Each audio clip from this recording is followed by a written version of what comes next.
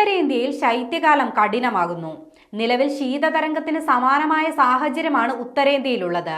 4.5 degree Celsius ആണ് ഇന്ന് രേഖപ്പെടുത്തിയ ഏറ്റവും കുറഞ്ഞ താപനില. വടക്കു പടിഞ്ഞാറൻ മേഖലയിൽ നിന്നുള്ള തണുത്ത കാറ്റാണ് താപനില കുറഞ്ഞതിന് കാരണമായിരിക്കുന്നത്. ഡൽഹിയുടെ വിവിധ ഭാഗങ്ങളിൽ ശീതതരംഗത്തിന് സമാനമായ സാഹചര്യമാണിപ്പോൾ അനുഭവപ്പെടുന്നത്. താപനില ഇനിയും കുറയാൻ സാധ്യതയുണ്ടെന്നാണ് കാലാവസ്ഥാ വകുപ്പിന്റെ മുന്നറിയിപ്പ്. ഡൽഹിയുടെ അയൽ സംസ്ഥാനങ്ങളിലും തണുപ്പ് ക്രമാതീതമായി കൂടിയിട്ടുണ്ട്. ശൈത്യം അതികഠിനമായതോടെ വീടില്ലാത്ത നിരവധി ആളുകൾ രാത്രി ഷെൽട്ടറുകളിൽ അഭയം തേടുകയാണ്. പരമാവധി താപനില 23 ഡിഗ്രി സെൽഷ്യസിൽ എത്തുമെന്നാണ് പ്രവചനം. ഇന്ന് രാവിലെ 8:30 ഈർപ്പം 69%. ഇന്ന് പുലർച്ചെ 5:30 ഡൽഹിയിൽ 9.4 ഡിഗ്രി സെൽഷ്യസ് ആണ് താപനില രേഖപ്പെടുത്തിയതെന്ന് ഇന്ത്യൻ കാലാവസ്ഥാ വകുപ്പ് അറിയിച്ചു. പുതിയ അറിയിപ്പ് പ്രകാരം ഈ ആഴ്ചയിൽ മഴ പെയ്യാൻ സാധ്യതയില്ലെന്നും വ്യക്തമാക്കുന്നുണ്ട്. അതേസമയം വായു നിലവാര സൂചികയിൽ പുരോഗതി രേഖപ്പെടുത്തിയിട്ടുമില്ല.